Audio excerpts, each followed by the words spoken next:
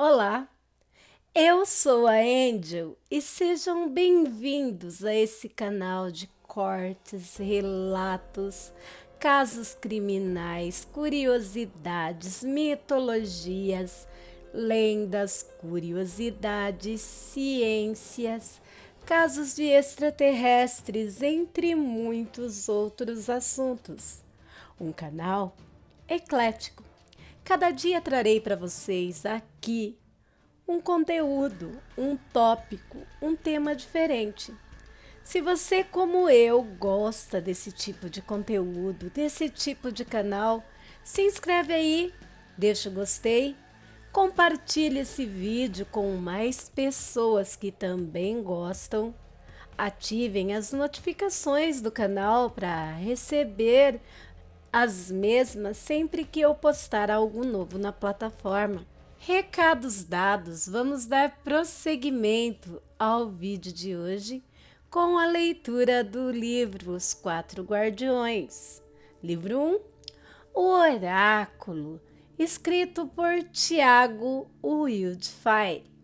Vamos dar prosseguimento agora com a continuação do capítulo 9. E Sila estava se sentindo estranha. Eles estavam ali para deixá-la sozinha, para que finalmente iniciasse a sua solitária missão. O que mais me preocupa, vovô, é porque eu tenho que ir sozinha. Era o que estava previsto, minha filha, respondeu seu avô. O destino é uma estrada cheia de bifurcações. Se tentássemos interferir, ajudando-a em sua busca, poderíamos fazer falta em outro lugar. E, bem, como sabe, nosso amigo Woody vai se ausentar. Então, terei uma importante tarefa a cumprir. E que tarefa seria? Reunir os membros dispersos do Templo da Lua, alertá-los de que uma terrível organização está se manifestando. Aquele sonho seu confirmou as minhas suspeitas e as informações que obtive posteriormente fizeram-me crer que a melhor forma de combater os arcanos será reunir uma força igualmente poderosa. Você trilhará o seu caminho e eu o meu. Na hora certa, iremos nos encontrar. Se o Senhor não estará em casa, como poderei mandar notícias? Jorge conseguiu um lote de um protótipo moderno de um comunicador portátil. Nesse caso, tenho a intenção de lhe dar um e ficar com outro. Assim poderemos nos comunicar sem todo aquele complicado processo de mensagens espirituais através de sonho, do qual Woody é especialista. Entendi. O senhor está se referindo aos chamados telefones móveis, os aparelhos celulares. Aquela porcaria que escravizou a humanidade? Pode-se dizer que este é semelhante nas funções, mas bem mais eficaz. Ele então lhe entregou um relógio de pulso, preto e vermelho. Possuía um botão no canto superior direito e um na parte de baixo do visor, bem no meio. É bonito, mas vovô, ele também é como o meu Golden D? Não, Este foi desenvolvido pela civilização atual mesmo, mas só será disponibilizado para o uso daqui a algumas décadas, pelo menos. O marketing, enfim, é simples e fácil de usar. Você, inteligente como é, logo irá descobrir. Assim, poderemos manter o contato. Ocasionalmente, então, entregou outro dispositivo fino e retangular, com um pequeno fio saindo pela parte de baixo. E este é um carregador solar. Você conecta o aparelho e o deixa sob a luz para poder recarregar a bateria. Obrigado. O senhor realmente pensa em tudo. O que é aquilo? Baltazar perguntou, indicando para uma nuvem de fumaça que se elevava de algum ponto no meio dos arvoredos, na direção em que Woody havia ido. Ele pode estar em perigo, disse Sila. Vá ver, disse o seu avô, em um tom urgente. E Sila correu até o denso arvoredo por onde Woody havia entrado. Ali era um tipo de floresta onde a vegetação nascia muito junto e a luz do sol quase não atravessava a copa das árvores. Ela acelerou o passo, tomando cuidado para não tropeçar nas raízes e nos galhos caídos. E então ouviu a risada alta de Woody e ela se guiou pelo som. Ela chegou ao outro lado da floresta, em uma grande clareira, e viu Woody em frente a uma grande fogueira. O que está fazendo? Perguntou. Apenas me livrando de uma criatura chata que tentou me atacar enquanto eu estava fazendo xixi. E que criatura é essa? Perguntou ela, apontando para as chamas. Ou melhor dizendo, que criatura era essa? Aquilo era uma espécie pequena de demônio selvagem que habita florestas.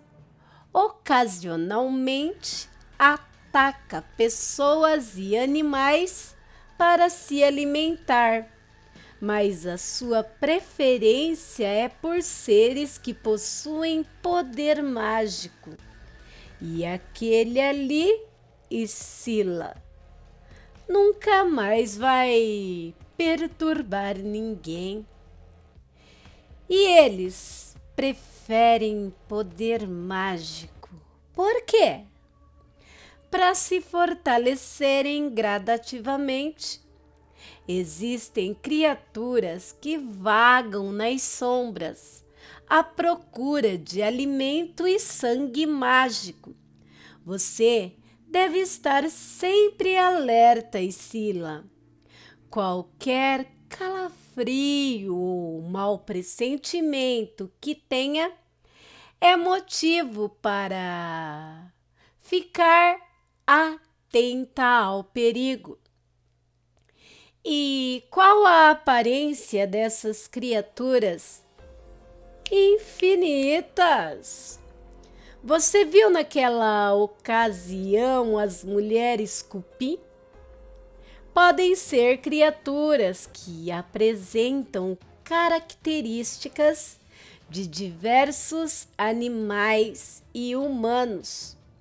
Porém, quanto mais parecidos com os seres humanos, mais perigosos eles são. O senhor está me deixando com medo. Medo? Não seja ridícula. Você é bem preparada. Acredito que, em alguns aspectos, até superou algum dos membros do templo. Impossível. Não se preocupe, disse o Wood, coçando a barba. Não são tão comuns assim. Não são de aparecer em qualquer lugar. Como não? O senhor acabou de matar um agora. O que quero dizer é que estas criaturas não são assim tão numerosas quanto pensa e que não irá topar com algum assim de cara, mas não pode descartar esta possibilidade. Se houver um confronto, deve lutar com todas as suas forças. E como posso identificar um demônio cuja aparência seja extremamente humana? Você tem a visão do terceiro olho, explicou, enquanto caminhavam de volta. Mesmo estando inativo, você irá notar alguma peculiaridade no indivíduo. O mais comum é enxergar uma tênue aura maligna ou chifres quase invisíveis, e também o formato das pupilas ou a cor dos olhos. Resumindo, se avistar alguém estranho, fique atenta. Jamais ignore um pressentimento. E é isso aí. Vocês demoraram. O que aconteceu? Seu avô perguntou quando os avistou saindo do arvoredo. Ele e Baltazar estavam sentados sobre as grandes pedras que haviam no local.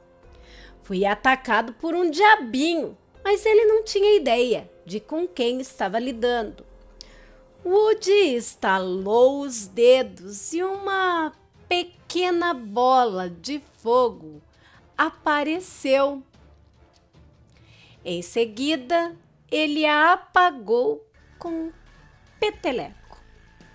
E Sila, minha filha, seu avô segurou-a pelos ombros. É hora de nos despedirmos. Tome cuidado e seja forte. Eu acredito em você. Ah, vovô! Ela não conteve as lágrimas e o abraçou. Você vai ficar bem, disse ele, enquanto lhe acariciava os cabelos. Creia nisso, minha filha. Você ficou muito forte e o conselho que lhe dou é que tenha fé em si mesma. E Sila, você está duvidando de sua capacidade, afirmou Woody. Depois de todo aquele treinamento, agora você pode se considerar apta para a sua missão. Então, chega de conversa, Wade, e vamos embora.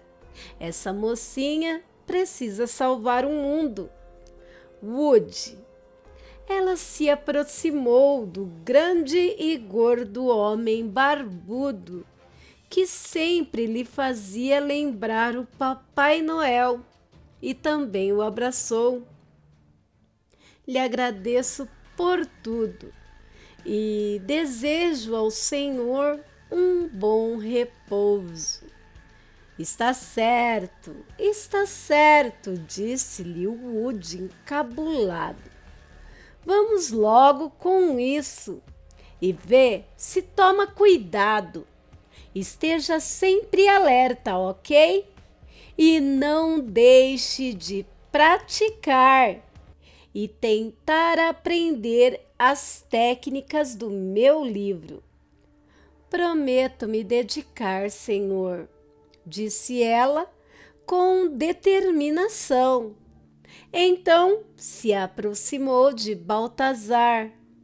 Senhor Baltazar, espero que tenha sorte em sua missão. Agradeço, respondeu. Por favor, não deixe que nada de mal aconteça com meu avô e nem com o Sr. Wood. Não deixarei, não vou deixar, respondeu aquele homem misterioso. Obrigado, espero poder ver o Senhor de novo algum dia, e apertou a mão dele. Você verá, sempre estou por essas estradas, nós dois, disse, apontando para o pequeno carneiro. Eu irei orar por você todos os dias. Obrigada, Senhor. Ela se sentiu encabulada. Adeus, bebê! Ela acariciou a cabeça do carneirinho. Venha, Baltazar.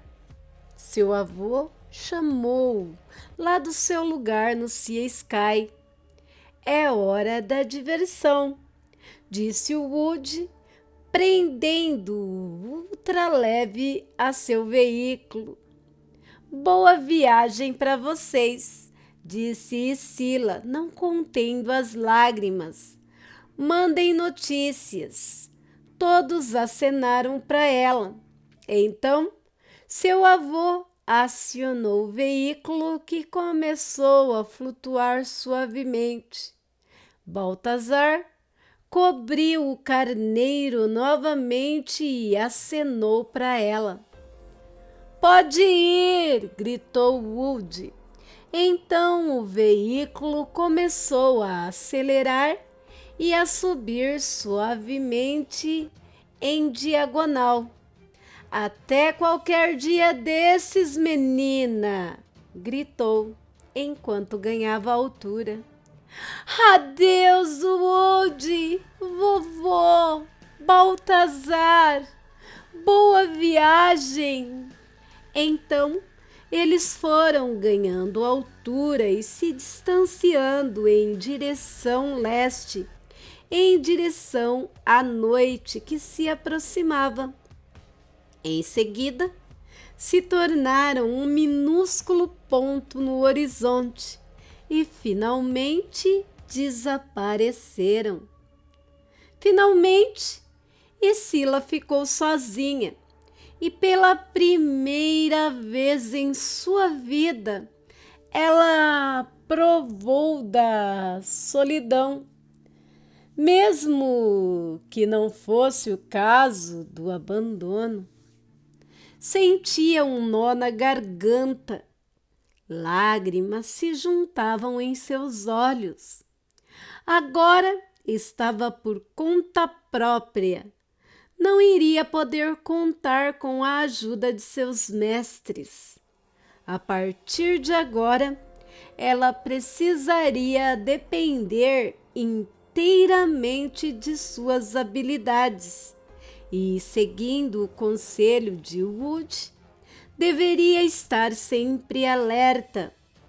Scylla consultou o relógio comunicador que havia ganhado do seu avô e calculou que a noite não iria demorar. O clima ali era diferente do lugar onde vivia. A sensação era de calor e ela estranhou, visto que havia crescido em um clima ameno, agradável. Ela decidiu montar acampamento para poder planejar a sua próxima busca. Afinal, era um tanto quanto insensato aventurar-se pelas montanhas com a noite se aproximando. Sim, ela se lembrava do sonho em que escalava uma montanha. Apanhou a sua mochila, seguiu até a floresta na qual estivera com Woody. Discretamente, ativou seu terceiro olho e deu uma rápida olhada pela região em busca de qualquer aura peculiar. Estando em segurança, Scylla acessou seu dispositivo e conjurou o pequeno baú vermelho. Em seguida, ela o fez crescer e o abriu. O lindo açalpão vermelho e dourado apareceu no chão da floresta e ela entrou para buscar o material de que precisava. Woody e seu avô tinham lhe dado 5 pequenas estacas de um metal azulado. Eles haviam explicado que era uma versão em miniatura da barreira protetora que eles haviam colocado ao redor da casa e que seria ideal ela sempre criar essa barreira quando fosse montar acampamento. E Scylla então fixou-as ao redor do local onde pretendia montar sua barraca, quando por fim colocou a 5ª estaca no centro. Ela apontou a mão direita em sua direção e exclamou: "Spark!" A estaca absorveu o raio elétrico e em seguida disparou um feixe de luz púrpura verticalmente que subiu acima da copa das árvores e então dividiu em 4 e desceu em direção às outras estacas, formando assim uma pirâmide. A barreira mágica estava formada. Seu avô havia lhe explicado que essa barreira era diferente da que havia instalado em sua casa. Além da proteção, também deixava invisível o que quer que estivesse em seu interior. Uma camuflagem que era bem útil para ela que viajava sozinha. Scylla montou a barraca com facilidade e em seguida colocou o macio saco de dormir na parte de dentro. Depois voltou ao alçapão e pegou um pouco de comida. Fátima havia lhe mandado alguns sanduíches para o seu primeiro jantar. Ela também pegou um balde para a busca de água. Foi pegar em um pequeno riacho que havia por ali e alguma lenha para a fogueira. Sua primeira noite sozinha foi mais fácil do que imaginava. Ela tinha tudo o que precisava e estava protegida. Era muito prático usar aquela tecnologia mágica para lhe dar certa comodidade. Imaginou-se como um caracol trazendo sua casa junto de si. Deitada em seu saco de dormir, ela pensou em como sua vida havia mudado desde o dia em que seu avô lhe mandara buscar a chave de prata no alto daquela árvore.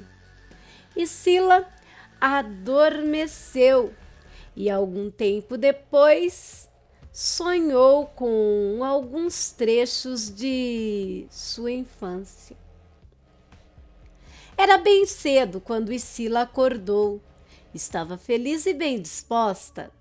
Ela tratou logo de preparar o café da manhã, jogou mais lenha na fogueira, esquentou e comeu alguns dos sanduíches que haviam sobrado do jantar. Minutos depois, ela entrou no alçapão e tratou de consultar o mapa. Scylla não estava longe do seu destino, o local que o mapa indicava com um losango branco. Por sua vez, a sua localização atual estava sendo indicada por uma pequena estrela que piscava. Ela tocou o mapa com os dedos e aproximou para examinar melhor o local para onde deveria seguir. O ícone estava sobre uma das diversas gigantescas formações rochosas da região, e ela percebeu que seria demorado demais para chegar até lá, a pé, né? Pois teria que descer até o fundo do vale e subir pelo outro lado para poder prosseguir, o que significava mais que um dia de caminhada pela mata fechada e mais alguns quilômetros até uma espécie de vilarejo que ela marcou como sendo um ponto de referência. Ela guardou o mapa no tubo e, em seguida, tratou de desmontar o acampamento e guardar a barraca e todo o resto no alçapão. E depois guardou o baú vermelho em seu dispositivo. E Sila foi até o riacho e se sentou sobre uma pedra. Ela já tinha um plano e agora precisava se preparar para executá-lo. Sabia que iria gastar muito sua energia mágica, mas, em contrapartida, chegaria mais depressa ao seu destino. Acessou seu dispositivo e conjurou o seu diadema. Sempre que o colocava, se sentia mais confiante em utilizar o seu poder mágico. Ela caminhou até o outro lado da floresta, onde começava o declive. O sol estava começando a nascer e a visão era maravilhosa. Quadrantum! Conjurou a plataforma diante de si. Sentou-se sobre ela e começou a se mover em linha reta. No princípio foi devagar, mas logo aumentou a velocidade. Concentrou-se para manter a plataforma estabilizada e focou em seu curso. Quase meia hora depois, ela finalmente chegou ao outro lado do vale. Estava quase sem energias e achou um verdadeiro milagre ter conseguido voar por toda aquela distância. Assim que pousou, Sila teve que se apoiar em uma árvore para não cair. Sentia-se esgotada. Havia dentro do baú vermelho alguns cartões que seu avô havia lhe dado e ela havia se esquecido de guardar alguns na interface de armazenamento do seu dispositivo. Então, ela adormeceu ali mesmo, encostada no tronco de uma aroeira.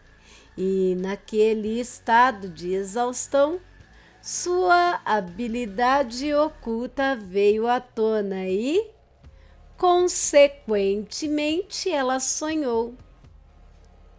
Sila estava em um lugar escuro, sem janelas, uma espécie de corredor, e a única claridade ali vinha de um archote na extremidade oposta. Ela viu-se pairando a 1 metro do chão, que era feito de pedra, assim como as paredes, e parecia ser-lhe bem familiar aquele lugar, como aquele em que esteve na ocasião que vivenciou a reunião com os arcanos. É aqui. Eu reconheço a cor das pedras, pensou Sila. Ela, de repente, ficou feliz e ansiosa. Será que ia rever aquela misteriosa e intrigante mulher de novo? A sacerdotisa seguiu flutuando até o final daquele corredor em direção à tocha.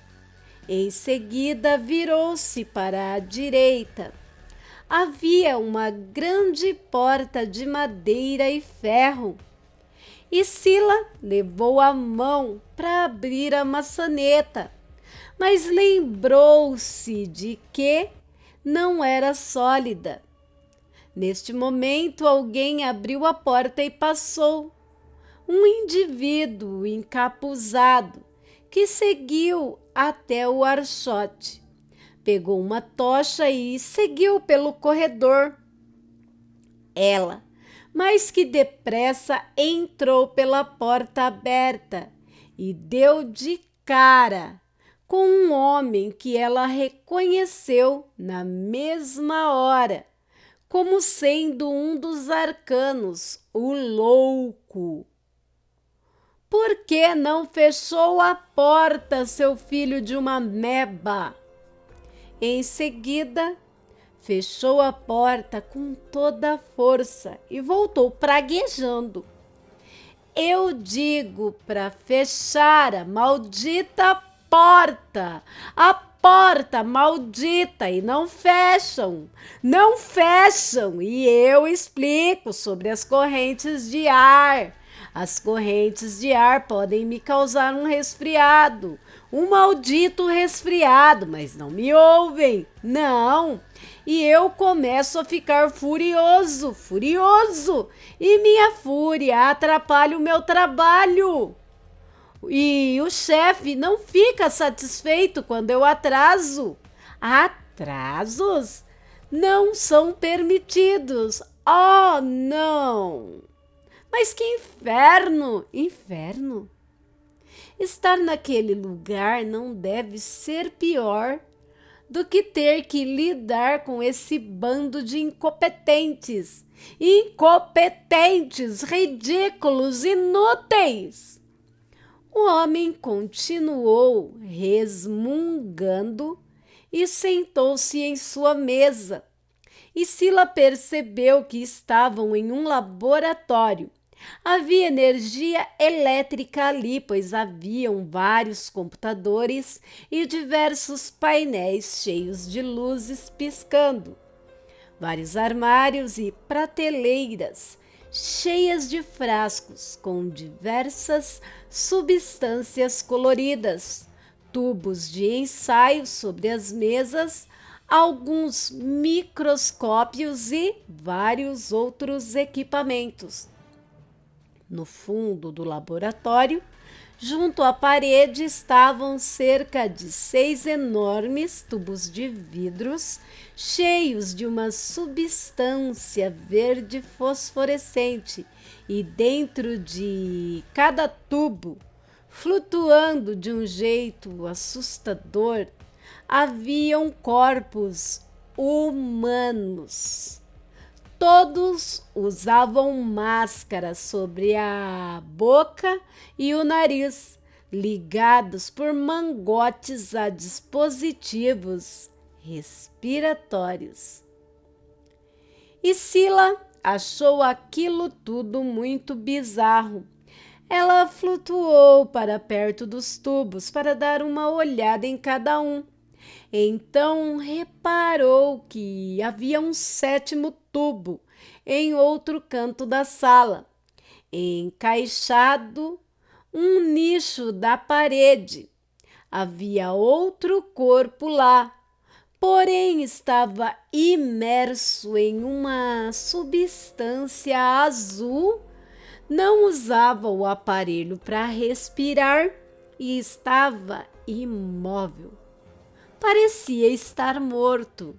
Era um homem, mas ela não conseguia ver direito as feições, pelo fato de o tubo estar ligeiramente embaçado, como se a substância em seu interior fosse muito fria. Na situação atual, Scylla não tinha noção de temperaturas. No sonho, ela apenas enxergava e ouvia as coisas. Os outros sentidos não eram úteis. Ela concluiu que aquele tubo azul mantinha o corpo em uma espécie de congelamento e que aquele homem estava morto. Os outros, no entanto, estavam em animação suspensa. Ela então voltou para onde estava o louco, que neste momento estava com um maçarico portátil, esquentando um sanduíche de queijo. Fome, fome, muita fome estou sentindo. Ah, sim, muita fome mesmo. Ele enfiou a metade do sanduíche na boca e voltou para o computador. O número 15 não deve demorar. Está tudo pronto. Mas cadê o funcionário? Funcionário! Funcionário! Gritou. Mas ninguém respondeu. Então ele pressionou um botão na parede e várias luzes vermelhas começaram a piscar, ao passo que uma sirene começou a tocar como um alarme de um banco. Então apareceram 6 indivíduos encapuzados, armados com armas medievais. Aconteceu algo, senhor? Perguntou um homem que segurava uma lança. O funcionário ainda não voltou, respondeu o louco. Voltou! Não! Não voltou! Seu parvo! O homem está vindo! Ele está chegando! Chegando! Sabe, ele não atrasa! Não atrasa! Não! Ah, não! E ele vai ficar furioso se não estiver tudo pronto! Você! Traga já o funcionário! Traga já! Senhor! Sim, senhor! Respondeu o homem da lança, se retirando apressado. Fiquem aqui e ajudem o doutor, ordenou para os outros e então saiu correndo. O que devemos fazer, boss? Perguntou um dos indivíduos armado com uma besta. Venham carregar, seus acéfalos, venham por aqui, sim, por aqui. Eles caminharam até o tubo que continha o corpo suspenso no líquido azul. O cientista puxou uma alavanca na base do tubo e o líquido começou a ser drenado. O corpo desceu lentamente até o fundo do tubo. Estava realmente morto, e Scylla comprovou. Rápido, rápido, girem, girem. Ele mostrou a eles como fazer. Cuidado com isso, cuidado. Biltris, vamos, vamos. E você, primata? Busque aquela maca. Apontou para o canto onde havia uma maca hospitalar. O homem trouxe a maca enquanto os outros cercaram o corpo. Pareciam estar com nojo, pois nenhum havia tomado a iniciativa de pegá-lo. O que estão esperando? Macrocéfalos, peguem ele! Pegue! Depressa! E cadê? Cadê o funcionário? Funcionário! Todos pareciam temerosos e então carregaram o corpo desnudo e o colocaram sobre a maca. E Scylla notou que havia um buraco no peito, justamente onde era o lugar do coração. O cientista indicou o local para onde deveriam empurrar a máquina. Ele trazia nas mãos um pequeno baú. Caminhou até uma parede e pressionou uma pedra. A parede girou 90 graus, abrindo uma passagem escura. Você, Planorbídeo, pegue uma tocha e entra na frente. Sim, na frente. E acenda as outras, todas as outras. O homem está quase chegando. O chefe, sim, está muito perto. Eu sei. Onde está o funcionário? Funcionário? Funcionário! Ele parecia estar apressado quando o salão ficou parcialmente iluminado. Eles entraram. O louco foi na frente e os outros 4 vieram conduzindo a maca. O salão redondo com o teto alto parecia com aquele onde houve a reunião dos arcanos. Era bem provável que fosse o mesmo lugar da outra ocasião. Pelo menos a estrutura parecia ser a mesma. E Sila notou que o salão era praticamente vazio, exceto por um bloco de pedra retangular bem no centro. Coloque-o aqui. O corpo deve ser posto com cuidado, muito cuidado, seus anômalos. Está muito frio, senhor, disse um dos homens. Não reclame, alertou o outro. Cuidado. Por aqui, o louco indicou o bloco e os ajudou a colocar o morto sobre a pedra. Então pegou um grande lençol verde, usado em hospitais durante cirurgias, e cobriu o corpo. Boss, e agora? Perguntou o homem com a besta. Velas! Acendam as velas, seus imprestáveis! O homem está chegando! O castiçal de lá! O castiçal de cá! Todos os castiçais devem ser acesos! Acendam eles agora! E os homens corriam para todo lado, seguindo as ordens dele. Cadê o funcionário? Cadê ele? Está aqui, senhor, disse o homem com a lança, empurrando outro sujeito encapuzado. E Sila notou que era aquele que havia aberto a porta e saído do laboratório. Funcionário, você demorou muito. Estava errando? Estava se esgueirando? O que estava fazendo? Me diga, onde está? Onde está? Perguntou agitado. Aqui, doutor, disse ele, retirando do bolso uma pequena caixa de vidro contendo uma pena vermelha e dourada. O que vai fazer com isso, doutor? Passa para cá. E não fique aí parado, seu pederasta. Traga o desfibrilador cardíaco, funcionário incompetente, disse ele, espetando o funcionário com um lápis. Bom. E Sila ouviu uma voz que a fez sentir medo. Era aquela voz fria, a voz que pertencia ao indivíduo que usava um crânio de carneiro na cabeça.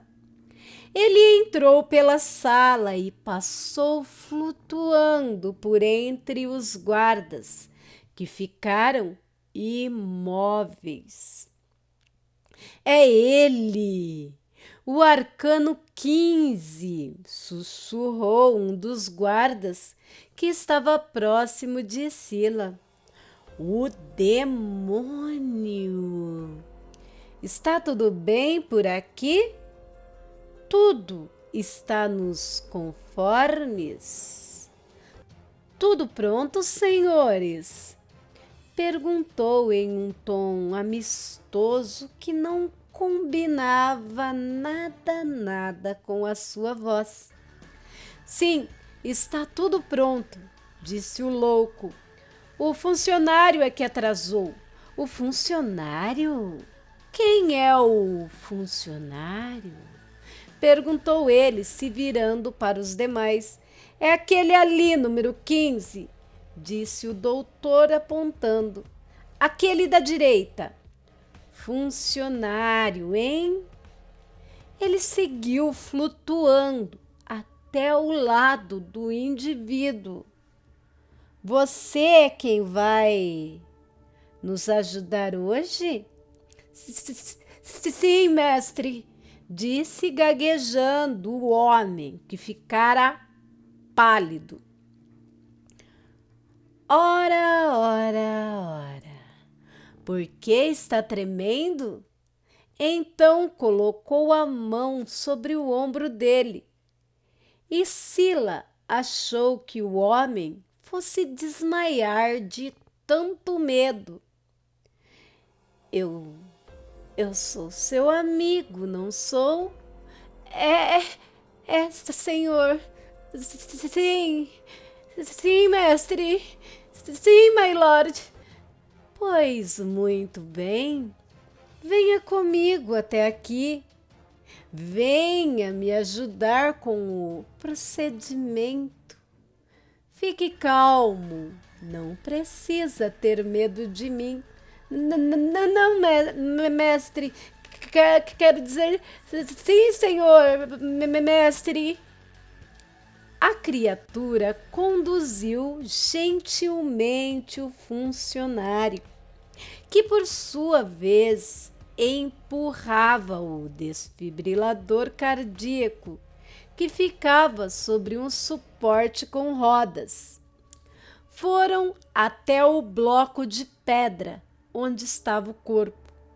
O louco se aproximou e Sila estava bem em cima deles, de modo que podia ver tudo. Arcano número 15, o demônio. Assim era chamado aquele ser. Ela jamais esqueceu como ele havia executado aquele prisioneiro no primeiro sonho em que ela tivera. Vamos começar agora, disse o louco. Ele removeu uma parte do lençol, abriu o baú que estava carregando e tirou de lá um cilindro metálico e inseriu no estranho buraco que havia na caixa torácica do morto, justamente onde era para estar o coração. O coração de ferro.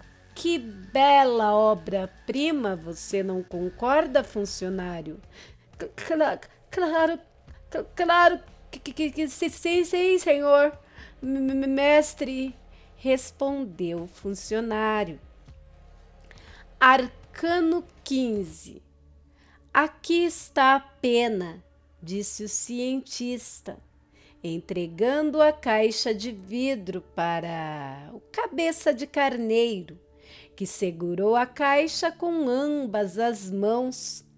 Uma luz vermelha brilhou por debaixo do crânio quando o demônio segurou a caixa e a pena começou a perder a cor até ficar branca e mirrada. Agora, a parte mais difícil, disse a criatura, estendendo aquela mão horrível.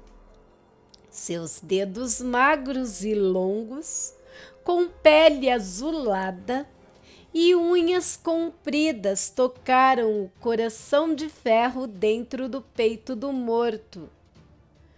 Senhor funcionário, guardas, conheçam a minha habilidade especial de Devil Touch. O corpo estremeceu quando foi tocado, como se houvesse tomado um violento choque elétrico. E Sila achou que fosse se levantar naquele momento, mas não aconteceu mais nada. Sangue. Precisamos de muito sangue, disse o louco. Funcionário, é a sua vez de ajudar. A criatura voltou a segurar no ombro dele. Sim, mestre. O que devo fazer? Apenas fique bem quietinho, disse num tom tranquilizador. Você não deve se mexer. Então, as garras da criatura cravaram-se na artéria do pescoço e com a outra mão ele tocou-lhe a testa e o paralisou. Blood still!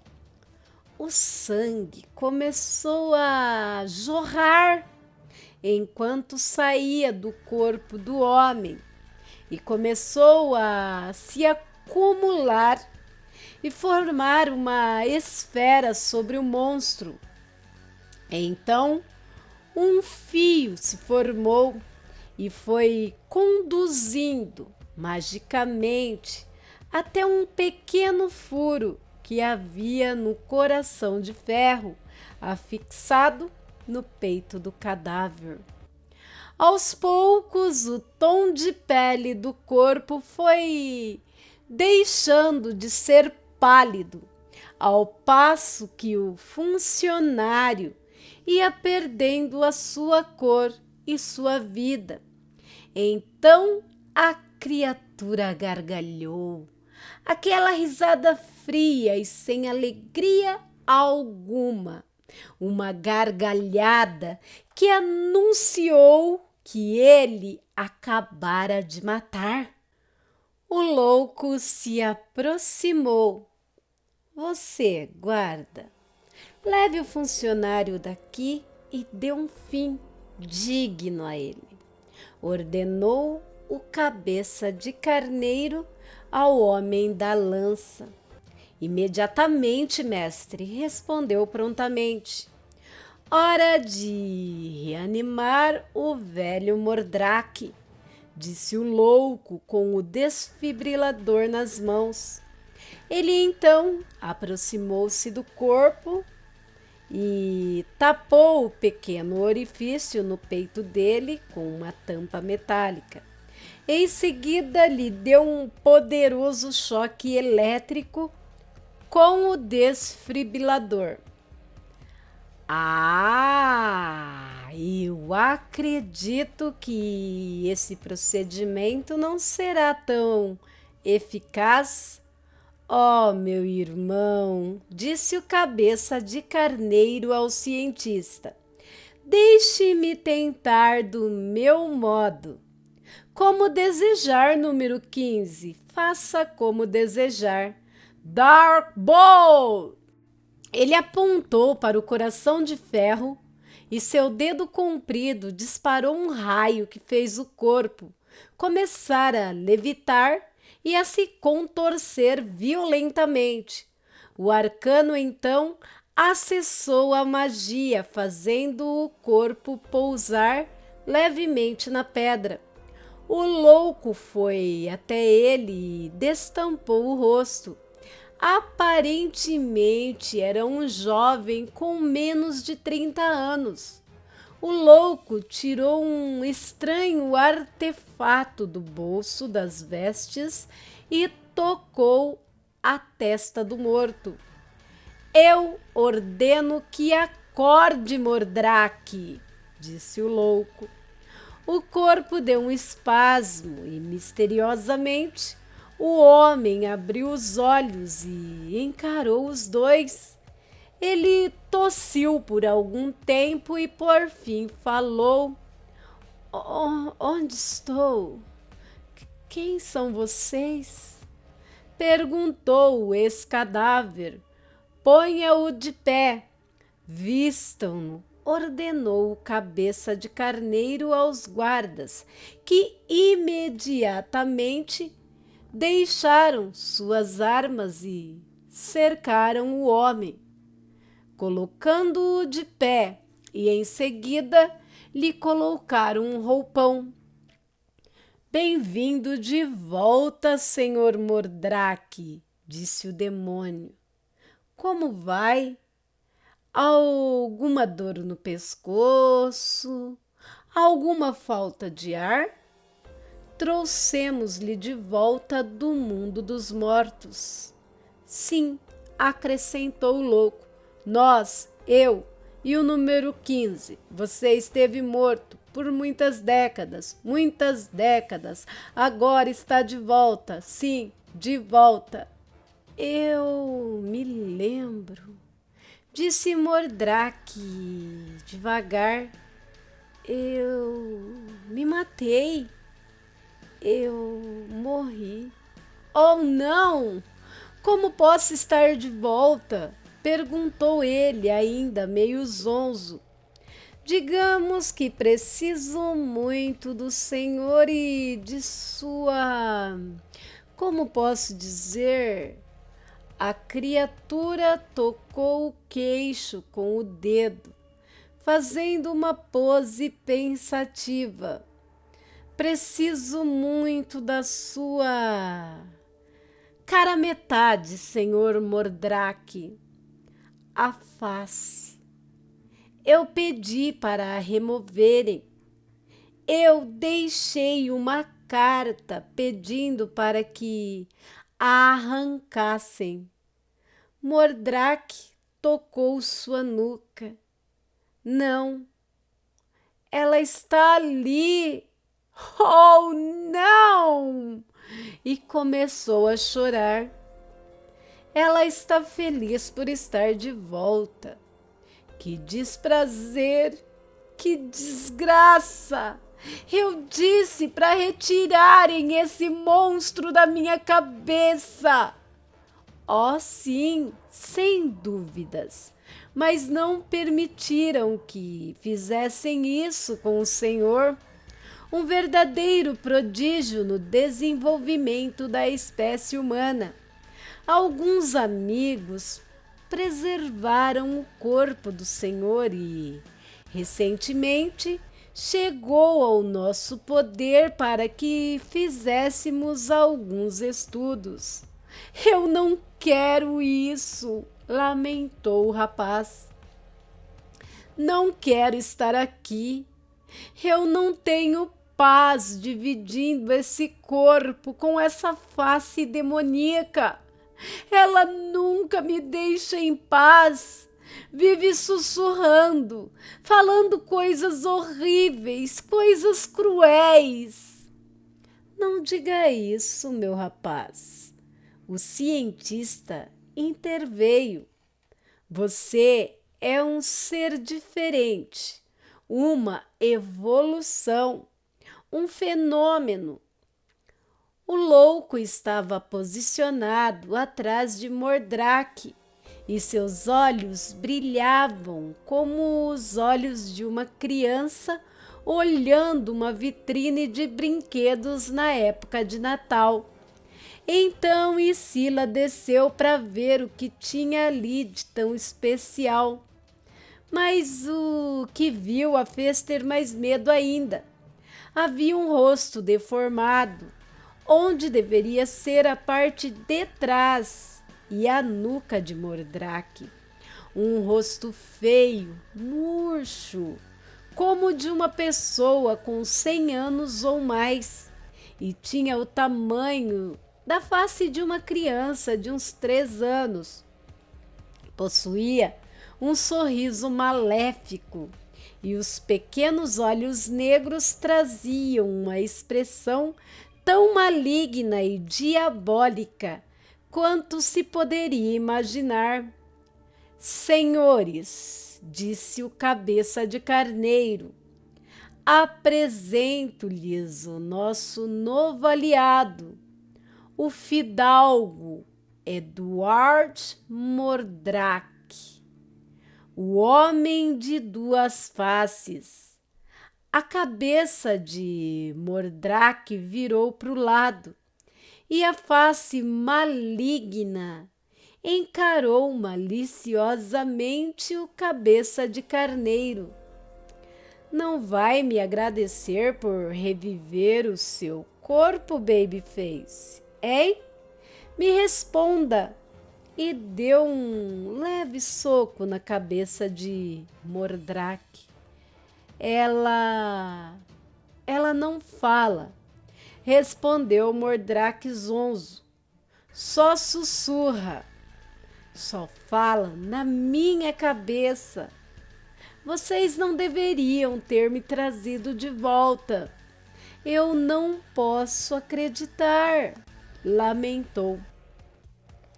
Precisamos dar um jeito nisso, disse o demônio. Acho que posso dar um jeitinho nesta situação embaraçosa, não concorda, doutor?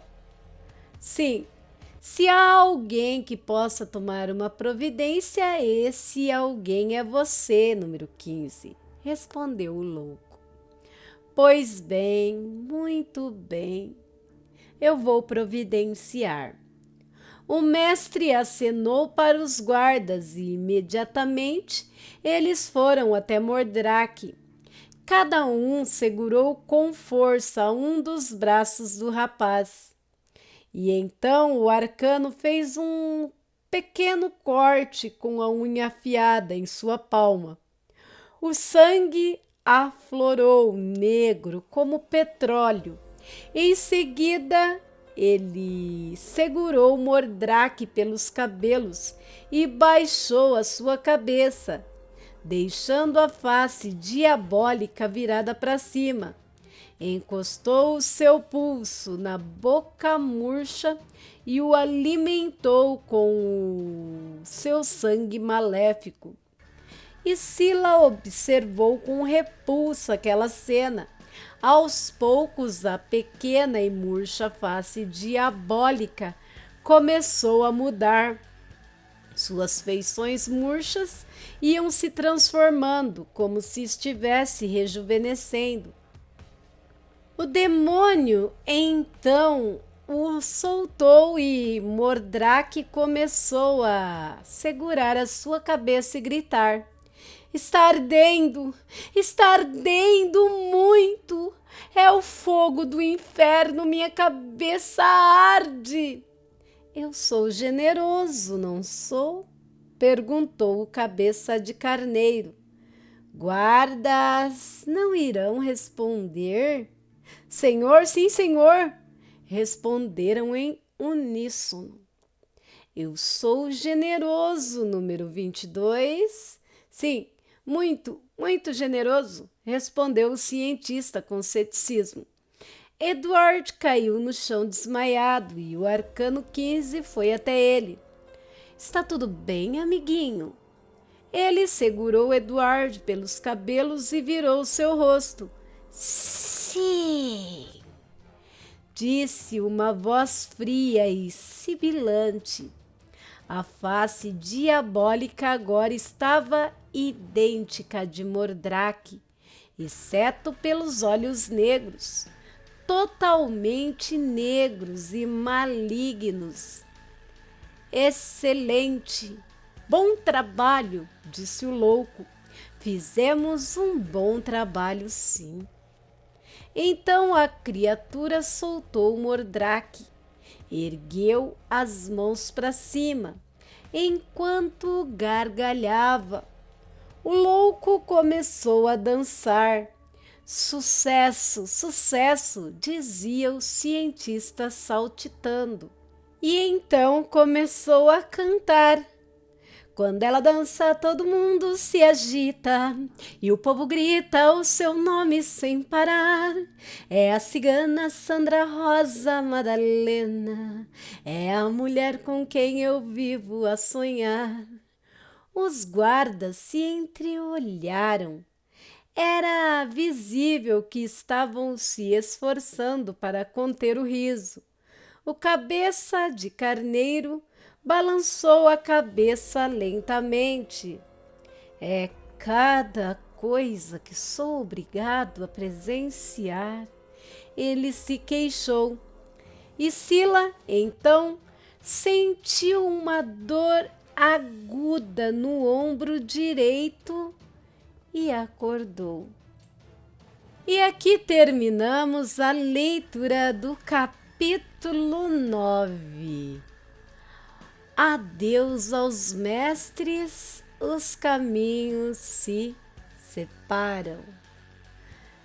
Capítulo 9 dessa obra de arte maravilhosa, escrito por Tiago Wildfire.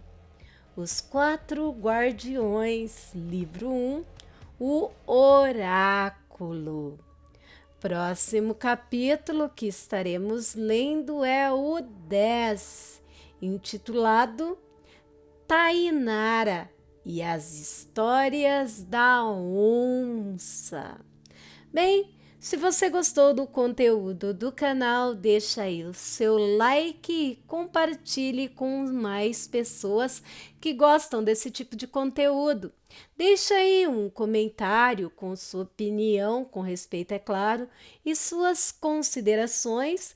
E se puder dar mais sugestões de livros a serem lidos aqui por mim, ficarei muito grata.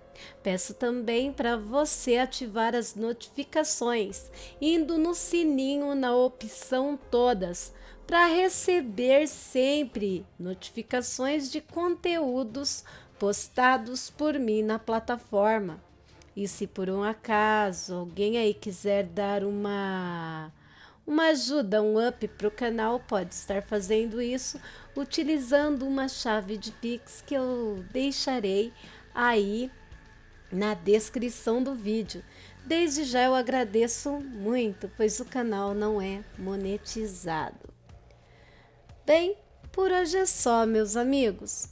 Fiquem com Deus e até o próximo vídeo. Bye!